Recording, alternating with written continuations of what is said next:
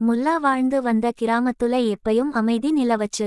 ஊருக்குள்ள ஏதாவது பஞ்சம், பட்டினி, சண்டை இது மாதிரி ஏற்பட்டுச்சுன்னா முல்லா தான் தன்னால தீர்த்து வைக்க முடிந்த விஷயங்களை தீர்த்து வைப்பாரு.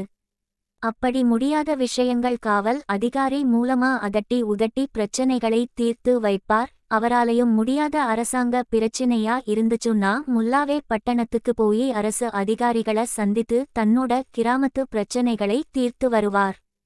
அதுக்கு அப்புறம் முல்லா எப்ப பட்டணம் போயிட்டு வந்தாலும் முல்லா தங்களுக்காக ஏதாவது சலுகை வாங்கிட்டு வந்திருப்பாரு, தங்களுக்காக ஏதாவது அரசாங்கத்திடம் பேசிட்டு வந்திருப்பாரு அப்படின்னு பொதுமக்கள் நினைக்க ஆரம்பிச்சாங்க.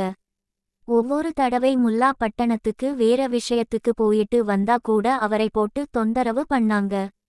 முல்லா நீங்க அரசர தானே பார்த்துட்டு வந்து இருக்காங்க, இல்ல அமைச்சர பாத்தீங்களா, காவல் அதிகாரிகளை பார்த்தீர்களா, தளபதிய பார்த்தீங்களா அப்படின்னு சாரா மாரியா கேள்வி கேட்க ஆரம்பிச்சிடுவாங்க. ஒவ்வொருத்தருக்கும் தனித்தனியா பதில் சொல்ல முடியாத முல்லா இந்த தொல்லைக்கு ஒரு முடிவு கட்டணும்னு நினைச்சாரு.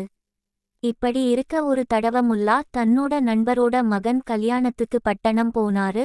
திருமணம் நல்லபடியா முடிஞ்சதும் வீட்டுக்கு பயணமான முல்லா வர்றா வழி பூராம் ஊருக்கு போனா எல்லா வியாபாரிகளும் பொதுமக்களும் நம்மள போட்டு தொந்தரவு பண்ணுவாங்களே, நம்ம இவ்வளவு தூரம் நடந்து வந்து திருமணத்தை முடிச்சிட்டு சோர்வா போய்கிட்டு இருக்கோம், இவங்களுக்கு எல்லாம் சமாளிச்சிட்டு எப்படி நம்ம போறதுக்கு இருட்டிரும் அப்படின்னு யோசிச்சுக்கிட்டே நடந்தாரு.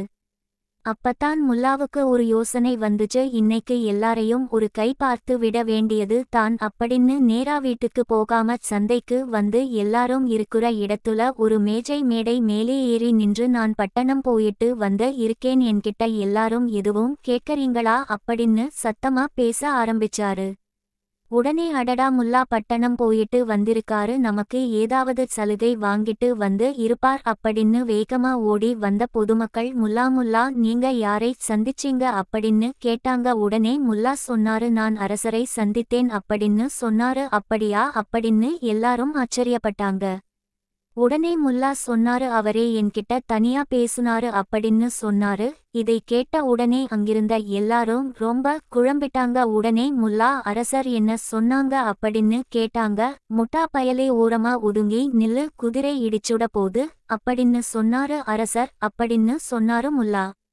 எல்லாருக்கும் குழப்பம் வந்துருச்சு. எதுக்கு முல்லா அவர் அப்படி சொன்னாரு அப்படின்னு கேட்டாங்க.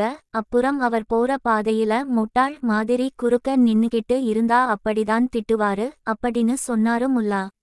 இத கேட்ட எல்லாரும் சிரிச்சிட்டாங்க. அப்ப அரசர் போற பாதையில குறுக்க போய் வசவு வாங்கிட்டு வந்திருக்கீங்க, அதை சொல்லுங்க முதல்ல, நீங்க என்னமோ அரசாங்கத்தில ஏதோ காரியம் சாதிக்க போன மாதிரி நாங்க நினைச்சுகிட்டு இருக்கோம்.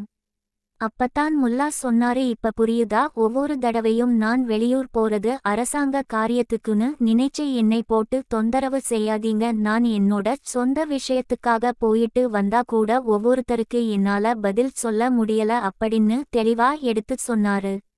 அதுக்கப்புறம் அதிக பிரசங்கித்தனமா கேள்வி கேட்கிறதை எல்லாரும் குறைச்சிக்கிட்டாங்க. தன்னுடைய புத்திசாலித்தனத்தினால அடுத்தவங்களோட பிரச்சனைகளையும் அரசோட பிரச்சனையும் தீர்த்து வச்சுக்கிட்டு இருந்த முல்லா தன்னோட பிரச்சனைய இப்படித்தான் நகைச்சுவையா முடிச்சு வச்சுட்டாரு.